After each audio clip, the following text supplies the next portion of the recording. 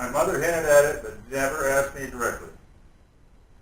And after making this video, I'm going to be living on the run for fear of our government, because they're going to try and hunt me down so I can't disclose anymore to anybody. That is why I intend to tell you everything in this video that I can remember. I'm old. The public needs to know this. Some of the most amazing discoveries and achievements of mankind are being hidden from you. That is not right. My story starts as a kid. I grew up in a small town, southern Nevada. My dad was an aerospace engineer. I remember he always worked late hours. He could never tell us what he did for a job. My mom always told me not to ask him about it. He taught me to fly at an early age. I was a licensed pilot at 15. And when I got old enough, I went into the Marine Corps as a pilot. One thing led to another, and soon I was considered one of the top pilots in the Marines. At the time, I was 28 years old and was thinking about leaving the Marine Corps. Maybe finding a job back home, starting a family. That is, until I received the letter. I remember it said, classified, eyes only, on the envelope. And the only name on it was mine, Robert Miller. I opened the letter in private. It said that I was qualified for a top secret position as a test pilot at Groom Lake Test Facility. I thought, great. It also said a plane would be picking me up in Las Vegas Airport, private section at 3 a.m. to take me there. So we flew out there in the middle of the night, and two men in black suits escorted me into an underground building that was built in kind of like a side of a hill. And yes, the men in black are real. Believe me, they're real. I remember going down long hallways with many doors on each side. We went down several flights of stairs. Must have been far underground at that point. They showed me into a small room with a single bed and a desk. Then they told me this is where I was going to be living for the next 2 months. Inside the room, there was a small bed, a desk, and some weights for exercising. Before giving me the chance to even say no, the men left and locked the door. You can't object to these people. You have to comply no matter what. I looked inside one of the drawers in the desk, and there was a booklet titled something like Working at Groom Lake or something. I sat down on the bed and began to read it. It mentioned that there were 1,200 other employees working in the top secret base, and the public didn't know it existed. It stated that the base also went by the name Area 51. It said the only way to get a job at Area 51 was to be invited by an insider. I assumed that my father invited me, and this is where he'd been working when I was a kid. He had long since retired by the time I got there, and I wasn't sure what was in store for me now. About an hour later, the men wearing the black suits opened the door, told me to come with them. I remember the halls were like long metallic tubes, very dim. They brought me up a couple flights of stairs and brought me to another room. They told me to sit down across from that table. And they continued to explain why I was there. They told me I was going to be a test pilot for a new technology. This technology was not developed by humans, they explained, that they had discovered remnants of a craft in 1947. That ring a bell? And they had reverse engineered it. I was going to be the first one to pilot it. Also, they threatened me again, if I told anybody, even my family, there would be dire consequences for all. I asked them what were the origins of the craft they found, and if they really thought it was just from another country. They told me not of this world, and the beings that engineered it were extra-dimensional. They said the beings were still alive and were being kept in an undisclosed location on a facility. My first test flight was going to be tomorrow.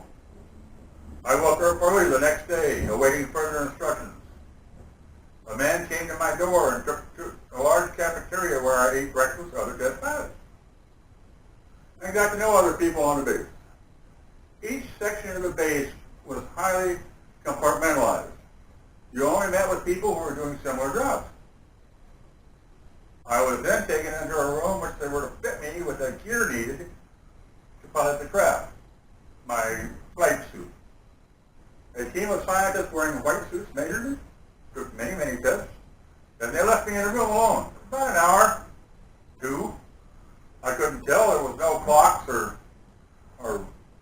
anything in there.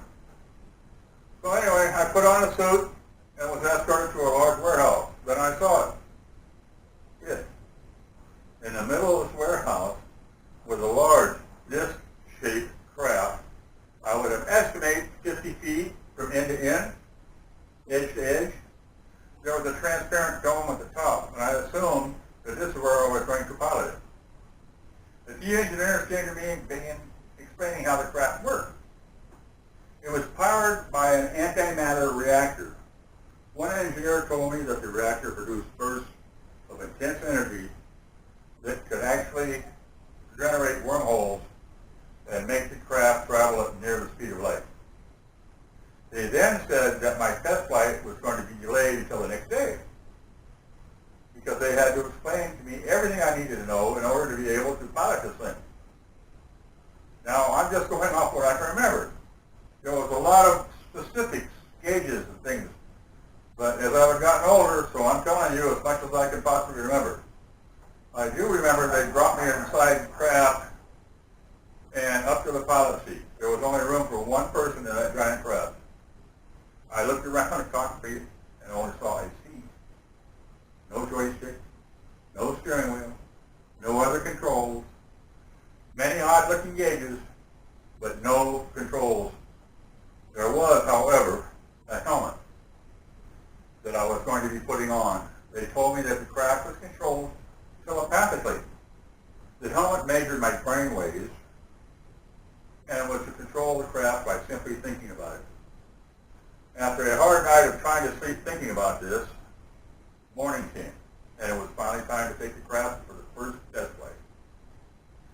They brought it out under a tarp and ordered everyone working on the base to go inside. They wanted to keep everybody not knowing about this secret technology to a bare minimum. The only people outside to witness the test flight were a few scientists, engineers, air traffic controllers in the tower. I was wearing the suit they'd given me, and after everybody was inside, they took the tarp off. And they told me it was time.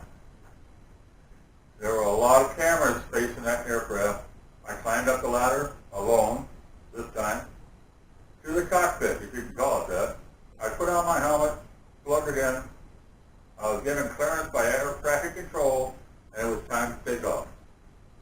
I was told to imagine the craft starting to float off the ground. But you know, it didn't work that way.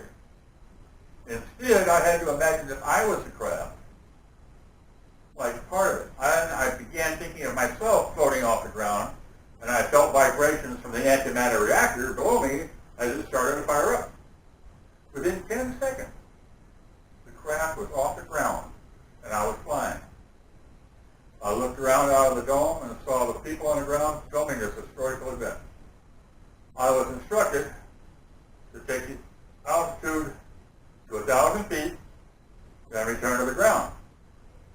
I kept descending and kept looking at the altimeter. Soon I was 500 feet off the ground.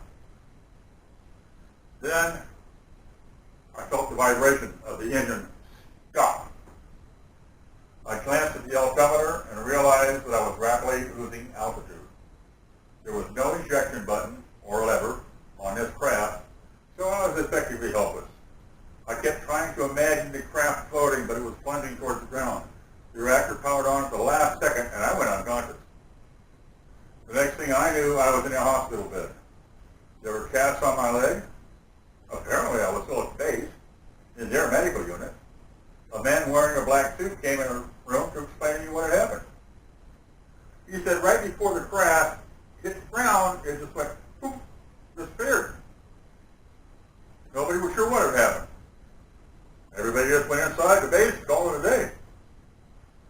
Then in the middle of the night, they heard a loud cracking noise outside. Running out to see what happened, they saw the craft had crashed in the spot it was about to crash several hours earlier during the day. I was inside the pilot seat, unconscious. Both my legs were shattered. The scientists had hypothesized that the craft had actually time traveled to a point in time several hours later. They said I was going to be going home soon because of medical discharge, because my legs were gone. They had me sign a non-disclosure, the third one, stating since the first meeting, I would not tell anybody as long as I live in making this video. Well, as you can see, I have gone against this NDA contract because I feel that the public needs to know about this. Mind you, they had this technology in the 1950s. Imagine what secret technology they might have right now. If anything happens to me within coming days, well, you're going to know why, I guess. The truth is more important than my safety right now, though. Please take this information and do whatever you please with it. I just want to get this story out there because I've been living a lie for a long, long time. My sincere hope is that the story gets heard by as many people possible. Many of you are going to think I'm lying. But I'm not interested in talking to those people. I'm only speaking to those of you that will listen. I would love to hear any questions you may have. I will check in from time to time with Apex TV. Maybe your questions will spark my memory and help me remember any details I have forgotten. I would like to thank Apex TV for distributing my message and you for listening.